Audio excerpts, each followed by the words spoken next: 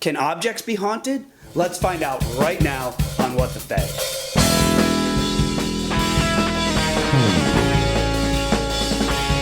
Hey weirdos, I'm Grant. So tons of people want to know if an entity can attach itself to an object. They ask me questions much like this one from Tori. She says, "Great video, Grant. I was wondering when you were going to discuss whether entities can attach themselves to objects." Well, Tori, the answer to that question is right now. Yes. Yes, they can. But not like that. Get out of there. But I think the real answer you're looking for is, why do they attach themselves to an object?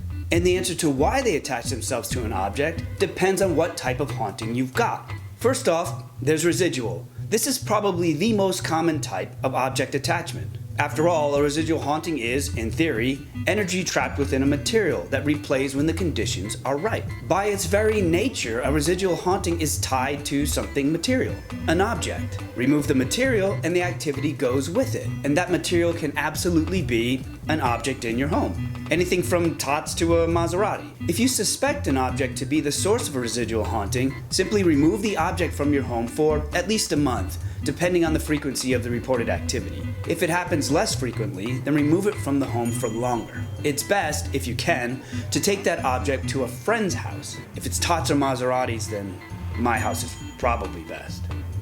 Then wait and see if the activity stops. If it does, then you've chosen wisely. Now, if your friends report the same activity happening now at their house, that's another layer of validation that you nailed it.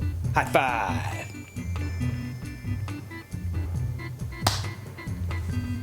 It can be a lengthy process, but remember, there is no threat to you with a residual haunting, other than maybe being surprised when you happen upon it. Now remember, intelligent human entities are just people, and people become attached to a wide variety of things. For some it's a person, for some it's a location, and for others, it's an object. I'm not personally attached to objects, unless it's tots, but you may be someone who would be attached to an object after you die. Ask yourself this question. If your house was burning down and you could only choose 3 objects to save, which 3 objects would you pick? Whatever they are, those are your 3 best candidates for objects you might haunt after you die.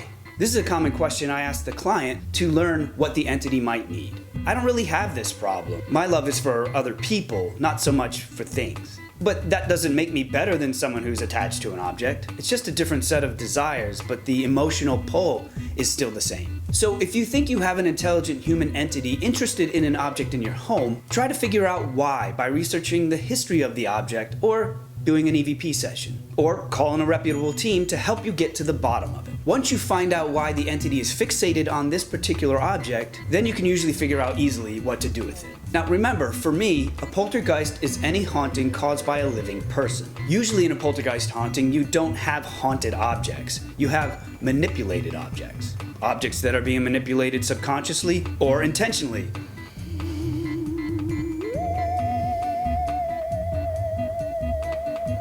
But these objects aren't technically haunted by anything. Nothing is lingering around them, they're just being moved. Now, there are some twisted people out there who will pour all their negative energy into an object. But in cases like this, if anything, the object will just have a bad vibe to it. Simply separate yourself from that object, destroy it if possible.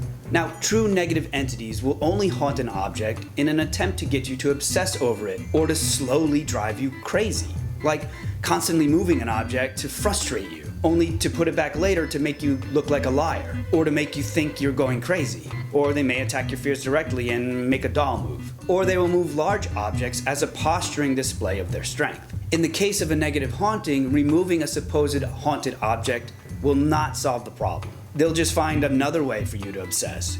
You have to take steps to counter the larger problem. Now, if we're talking about cheeseburger demons, you best get some Tums and attach yourself to the toilet. Now it's over to you. Have you ever experienced a so-called haunted object? What was it? Is there an object you'd like to haunt after you die? Leave a comment and any question you might have down below. If you like this video, consider liking, subscribing, and sharing this channel with all your weirdo friends and all their weirdo objects. Thanks for stopping by, guys. Stay weird.